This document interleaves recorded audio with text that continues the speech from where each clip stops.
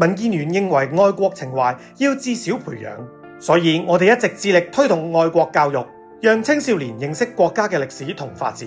我哋提出推動本地愛國主義教育研學旅遊倡議書，設計6條紅色研學路線，將愛國教育融入社區同課堂。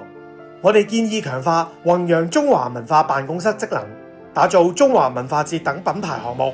讓中華優秀傳統文化走入社區。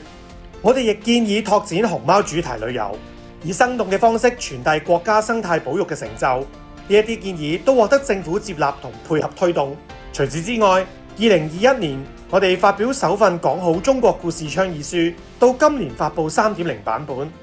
從推動成立愛國主義教育工作小組，到落實多項紅色旅遊項目，民建聯始終堅持為香港培育心懷家國嘅新一代，